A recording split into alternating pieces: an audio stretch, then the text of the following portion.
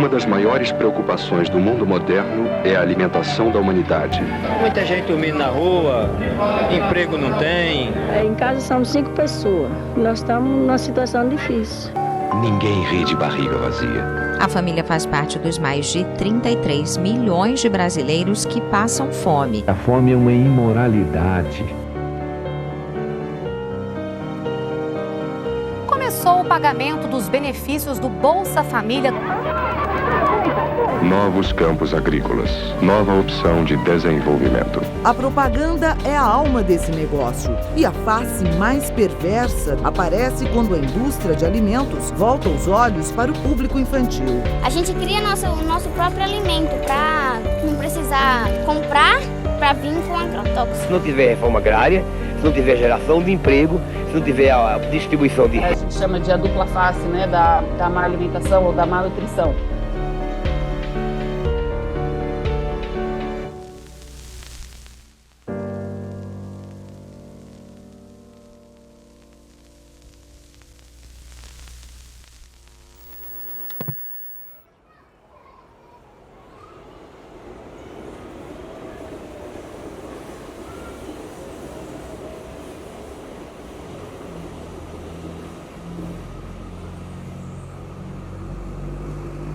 O CREM, Centro de Recuperação e Educação Nutricional, é um centro que realiza o acompanhamento e tratamento de crianças com desvios nutricionais. Crianças e adolescentes, o infanto-juvenil. Crianças com baixa estatura, baixo peso ou excesso de peso. Nós somos o serviço de referência da Zona Leste. Então eles passam na UBS, na Unidade Básica de Saúde, e são encaminhados para nós quando identificado o desvio nutricional. E a outra assistência que nós temos é o semi-internato, o SEI, é o serviço de saúde paralelo com a educação. As crianças passam um dia aqui conosco, como uma creche, só que elas estão em tratamento. Todas as nossas crianças possuem desvio nutricional. Hoje, essa coexistência da questão aí dos desvios nutricionais, a obesidade tem aumentado bastante, o excesso de peso está alto, mas também a gente tem uma prevalência grande de baixa estatura, um grande marcador de pobreza, por nós estarmos num bolsão de pobreza, isso aparece para nós também.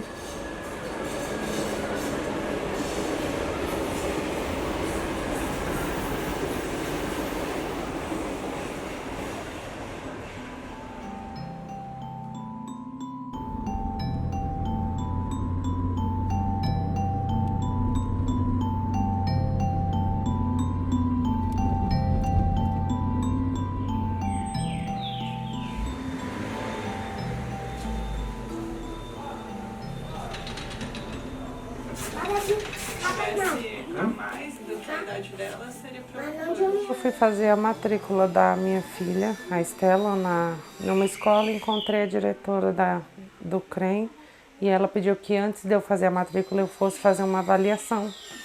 Nessa avaliação eu descobri que a minha filha tinha baixa estatura. Aí agora ela fica lá, ela frequenta diariamente como uma escola. E ela melhorou muito da baixa estatura, ela teve um bom desenvolvimento. Quando as pálpebras se abrem e se corta o cordão umbilical, começam a se desvendar para a criatura humana os primeiros mistérios da vida. Toda a experiência que a criança tiver, o ser humano tiver nesses primeiros 1000 dias de vida, vão determinar o futuro, né, desse cidadão, vão direcionar as chances, os potenciais de desenvolvimento que essa pessoa vai ter ao longo da sua vida. E isso está diretamente relacionado não só, né, ao ganho de peso e de estatura, que são dos principais indicadores, né, do crescimento e desenvolvimento infantil, como a capacidade da criança de aprender, de assimilar novos conhecimentos, de desenvolver habilidades motoras, né, enfim. Então, há uma relação estreita, né, entre alimentação, entre cuidados parentais, entre assistência à saúde, com o crescimento e desenvolvimento infantil.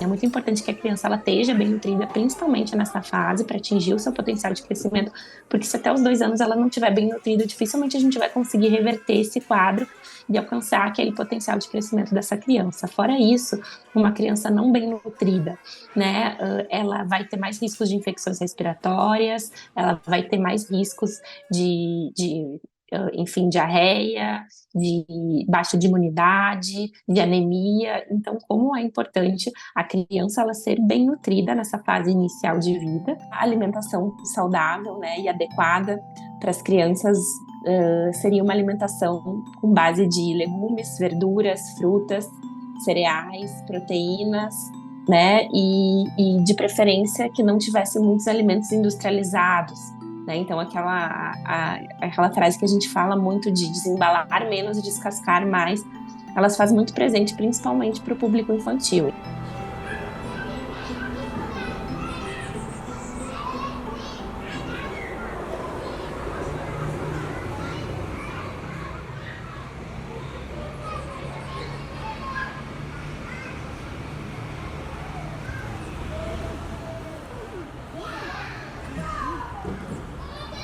Temos um privilégio de ter uma horta na unidade e ela cabe como 3 ferramentas dentro da unidade. Ela serve de abastecimento para alimentação escolar, ela é uma horta pedagógica e ela é uma ferramenta também de educação agroecológica. Então ela serve essas 3 frentes. Parte da produção dela vai parar no prato das crianças e das famílias também. A gente precisa ter uma produção de alimentos consistente, ou seja, política agrícola, né, que fomente a produção de alimentos, né, não só de commodities.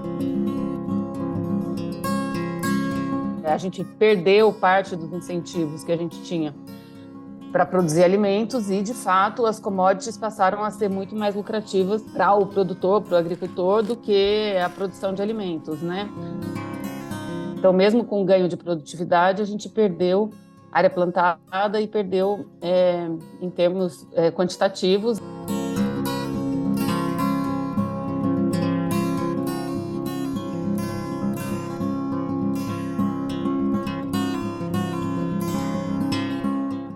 Alguns programas que estimulam essa disponibilidade de alimento no âmbito federal já vêm sendo retomados, como, por exemplo, o Programa de Aquisição de Alimentos. Do campo para a mesa de quem mais precisa. A partir de hoje, o governo federal retoma o Programa de Aquisição de Alimentos, que incentiva a alimentação saudável e fortalece a agricultura familiar. Esses alimentos são doados para rede socioassistencial, escolas públicas que são localizadas em regiões de maioria de famílias beneficiárias do programa Bolsa Família, hospitais públicos e rede da assistência social de uma forma geral. E agora nós ampliamos para as cozinhas solidárias, né, que surgiram na pandemia e que seguem sendo ainda uma referência.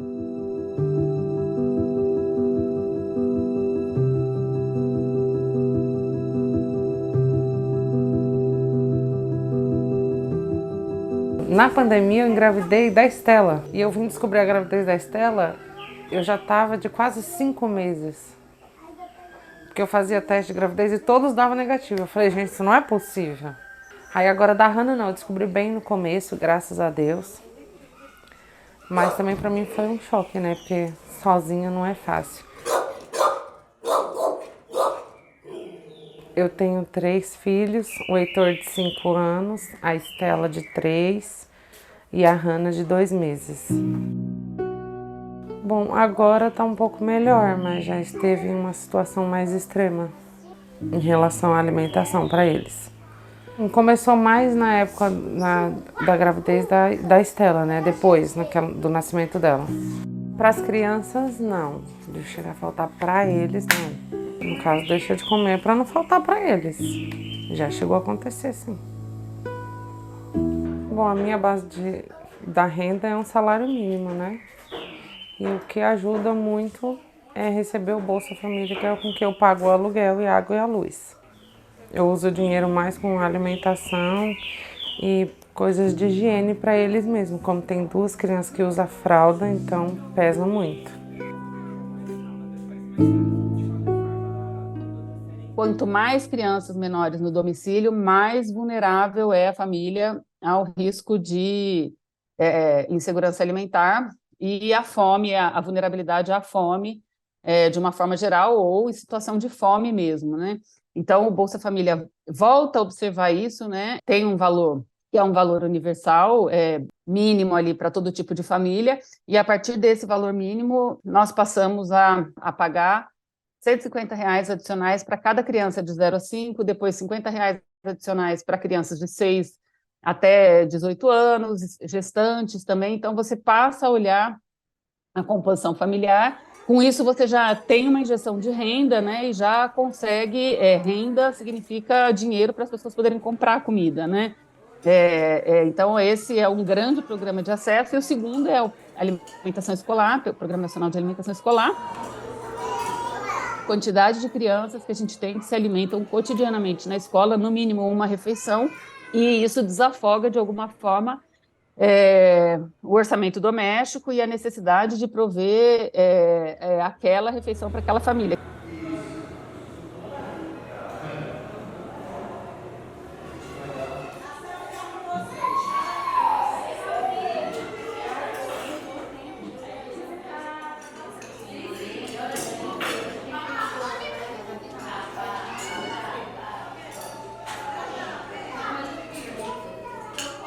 Quando nós falamos de insegurança alimentar, a insegurança é muito ampla. Existem diversos fatores que a família pode estar em insegurança alimentar, mas tem essa relação muito próxima à insegurança alimentar pela falta do alimento e a busca do ultraprocessado devido ao valor, sim, aumentando os desvios nutricionais.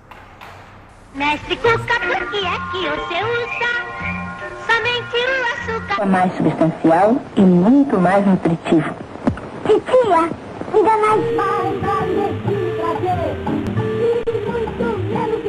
Há um lobby, né, da indústria de alimentos, né, que enriquece produzindo alimentos ultraprocessados, né, distribuindo isso de uma maneira bastante capilarizada na sociedade, onde tem uma vendinha, onde tem um bar, um pequeno mercado. Lá você vai ter, né, facilidade de encontrar um refrigerante, um biscoito recheado, né, um alimento ultraprocessado de qualquer natureza, né? Então isso acaba sendo distribuído com muita facilidade e com preços, né, mais acessíveis, o que acaba provocando essa substituição, né, do alimento tradicional para um alimento industrializado.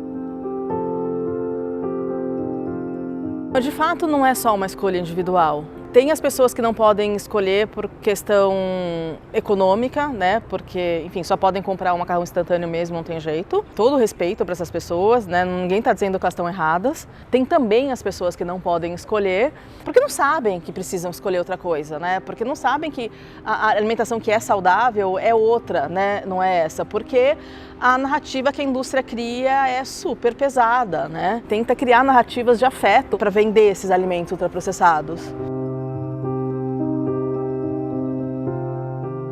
Frutinha, você gosta, Heitor? Gosto, banana ali no meu armário. Você gosta de banana, você gosta de manga, você gosta de laranja. Laranja e maçã. E maçã. Mas é uma coisa linda. E você gosta também de mexerica. Mexerica. Tudo que tem caldo você gosta. Até sopa tem caldo. Eu como caldo. Come bastante coisa, então. E miojo. Miojo não. Miojo da turma da Mônica. Isso não é comida. No caso industrializado é muito evitado, porque ele já não é muito de comer. Então é mais fácil dar legumes para ele. E coisas que tenha caldo, ele não pode comer comida seca. Então feijão sempre tem que ter, porque tem caldo. No caso, sempre que possível fazer algo cozido, no caso frango, que tem algum legume, sempre tem que ter os legumes para ele comer. E a coisa industrializada ele vai comer agora, mas daqui a pouco ele tá com fome. Então eu vou gastar mais comprando o industrializado, que ele vai comer 2, 3 vezes seguida, do que eu comprando os legumes, que é mais fácil de manter ele mais tempo sem querer comer besteira. Eu acho que a premissa básica que a gente tem que lembrar é que a gente é natureza, que o ser humano é natureza e a criança, portanto, é natureza. Então, quando a gente fala em promover uma relação mais próxima e mais harmoniosa com a natureza, acho que passa por a gente reconhecer esse nosso lugar da natureza. A natureza como nossa casa, sim, mas também como nosso habitat natural, né, de uma certa maneira. A criança está todo o tempo, ela tem um poder de criação, né? Ela está todo o tempo imaginando e inventando novos mundos possíveis. Por isso é fundamental que a criança seja alimentada de maneira saudável, com alimentos próximos da natureza, porque é isso que dá para o corpo dela a potência de estar no mundo da melhor maneira possível. Preciso que todos nós tenhamos o corpo bem alimentado, mas para a criança que está nesse processo de se descobrir no mundo, de imaginar novos mundos possíveis, né? Isso é muito fundamental.